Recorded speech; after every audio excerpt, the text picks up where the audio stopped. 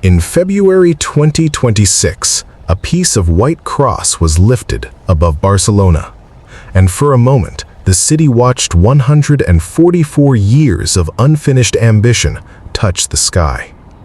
It was not just another construction milestone. It was the highest point of the Sagrada Familia, the Tower of Jesus Christ, rising to 172.5 meters, higher than any church tower on Earth, higher than any building in Barcelona. And beneath it was one of the strangest facts in architectural history. The man who imagined it had been dead for a century. Antoni Gaudí never saw the basilica even close to finished. He saw only fragments, a crypt, a facade, one bell tower. Enough stone to prove the dream was real, but not enough to show the world what he had actually designed. And maybe that is why the Sagrada Familia feels less like a building and more like a civilization trying to finish a sentence someone began in another age. The story begins in a road in Italy in 1872. A bookseller named Josep Maria Boccabella was returning home from Rome, where he had delivered a silver gift to the Pope on behalf of his religious association. On the way back to Barcelona, he passed through the small Italian town of Loreto and visited the basilica there, which Catholic tradition holds was built over the actual house of the Virgin Mary, transported by angels from Nazareth. Boccabella came back to Barcelona transformed. He spent 10 years raising private donations, bought a plot of land in what was then the rural outskirts of Barcelona, and hired a competent diocesan architect named Francisco de Paula del Villar to draw up plans for a fairly conventional neo-Gothic church with 3 naves and a single tall bell tower. The foundation stone was laid on March 19, 1882, the feast day of Saint Joseph. Less than a year later, in 1883, Villar quarreled with the project's technical advisor over the use of stone in the crypt columns and resigned. The job was offered to one of his young collaborators, a 31-year-old architect from the small Catalan town of Reus, who had recently graduated from architecture school amid such fierce debate that the director of the school had announced at the graduation ceremony, "Gentlemen, we are here today either in the presence of a genius or a madman." His name was Antoni Gaudí. Gaudí accepted the project and immediately began throwing out the plans. He had no interest in copying Loreto. He had no interest in conventional Gothic. He envisioned something nobody in human history had ever attempted. A church shaped like a forest, with columns that branched and split as they rose. A monumental Bible in stone, crowned by 18 towers, each one symbolizing a biblical figure. 12 towers for the apostles, 4 for the evangelists, 1 for the Virgin Mary, and a final central spire, taller than them all, for Jesus Christ. To design this, he invented an extraordinary method. He understood that a chain hanging freely between 2 points always forms the same natural curve, called a catenary. And he understood that when you flip a catenary upside down, you get the strongest possible arch that can be built from stone, because every part of the structure carries pure compression and no part is weak. He built scale models of cords and small sacks of lead shot suspended upside down from the ceiling of a workshop. As gravity pulled on the weights, the cords settled into the exact curves the future building would need to follow. By placing a mirror underneath, or by photographing the model and inverting the picture, he could see what the finished church would look like.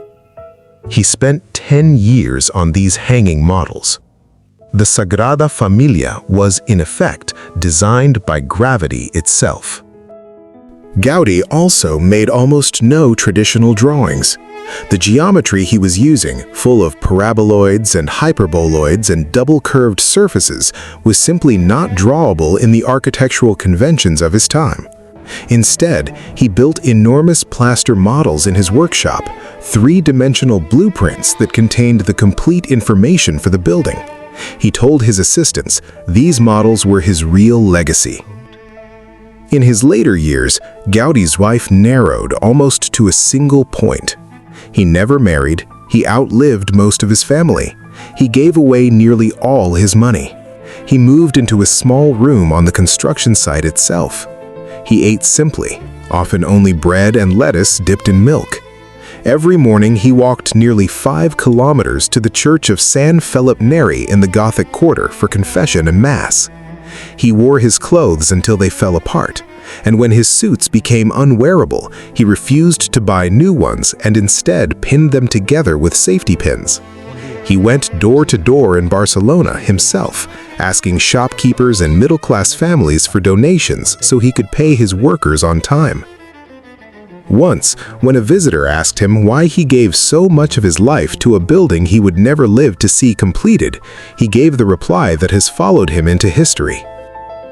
"My client is not in a hurry." That daily walk to morning prayer would eventually end his life. At the evening of June 7, 1926, at exactly 5 minutes past 6, Gaudi was crossing Grand Via on his way to San Felipe Neri when he was hit by tram number 30.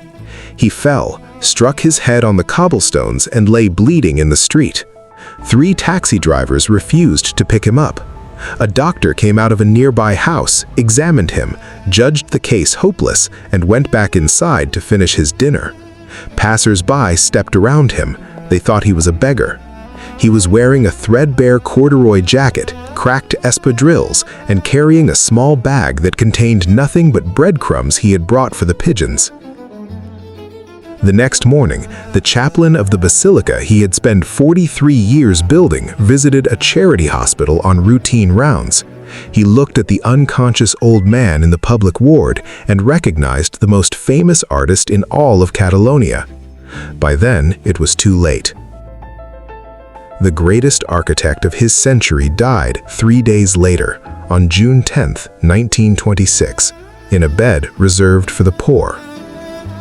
Work continued slowly under his disciple Domènec Sugranes, paid for by donations from the faithful. Then, in July 1936, 10 years after Gaudi's death, the Spanish Civil War broke out. On July 20, 1936, members of the Iberian Anarchist Federation forced their way into the Sagrada Familia. They were furious at the Catholic Church for its alliance with the political right, and they came to destroy. They set fire to the crypt. They burned Gaudi's workshop. 50 years of accumulated drawings, photographs, letters, and design notes turned to ash within hours. Then, they attacked the plaster models, smashing the 3-dimensional blueprints into roughly 8,000 fragments. They also broke into Gaudi's tomb, dragged his embalmed body out into the street, and paraded it through the city. Construction stopped completely. Across Barcelona, a real and serious question was being asked. Now that the plans were gone, was there any point continuing at all? A work of art, the argument went, belongs to its creator. The true Sagrada Familia had died in 1926 and now lay buried under broken plaster. One man refused to accept this. Quietly, Gaudi's former student, Francesc de Paula Quintana, crept back into the burned ruins after dark, at considerable personal risk, and salvaged whatever fragments he could find. He carried them out by hand. He spent the next several years working as a kind of architectural detective, fitting plaster shards back together, comparing them against the few surviving photographs of the models, reconstructing Gaudi's intent piece by piece. The model workshop at the Sagrada Familia still operates today, and it is the heart of the entire project. Every new piece of the building begins there. For decades after the war, progress was painfully slow. There was still no government funding. Every peseta came from donations and, increasingly, ticket sales from tourists. The Passion Facade was begun in 1954 with starker, more angular sculptures by Josep Maria Subirachs, deliberately different from Gaudi's organic Nativity facade. The contrast drew fierce criticism. Subirachs replied that the suffering of Christ's death should not look like the joy of his birth. Then, in the 1980s, the project changed forever. The chief architect, Jordi Bonet, introduced computer-aided design. Engineers digitally scanned the surviving plaster fragments.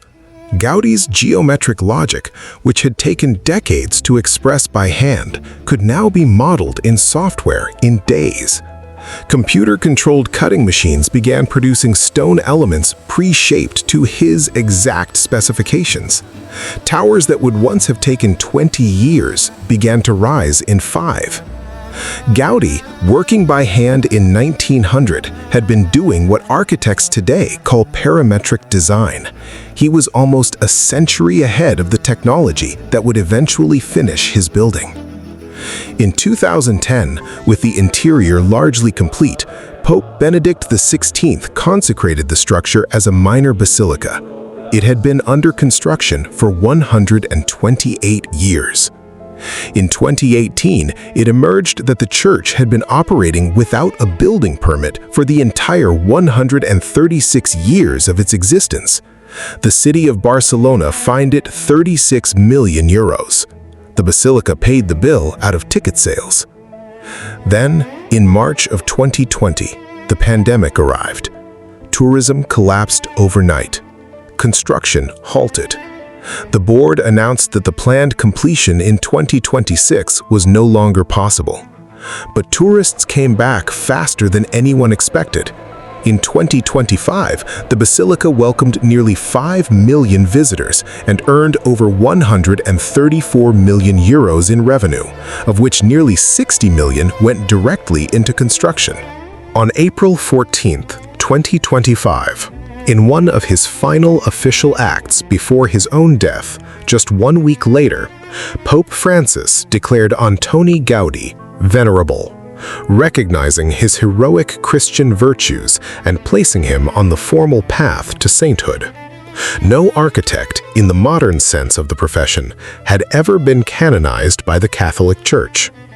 Gaudi is now one verified miracle away from being the first. On February 20, 2026, the final structural element of the central tower was installed. A 17-meter cross, clad in glass and white enamel tiles, lifted into place atop the Tower of Jesus Christ. The building reached its full height of 172.5 meters.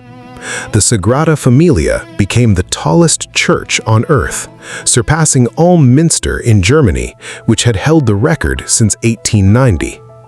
Gaudi had designed it deliberately so that its highest point would still fall just short of the natural summit of Montjuïc, Barcelona's tallest hill. No human creation, he believed, should rise higher than the work of God. On June 10, 2026, exactly 100 years to the day since Gaudi died in a charity hospital ward, Pope Leo XIV led the inauguration of the completed tower. He was the 11th pope to have reigned during the construction of the church. Hundreds of drones rose above Barcelona that night and formed the face of Antoni Gaudí in the dark sky, along with one of his own most famous lines, "First love, then technique."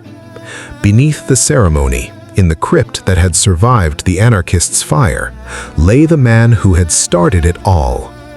The story is not entirely finished. The Glory Facade, the monumental main entrance, is still to be built.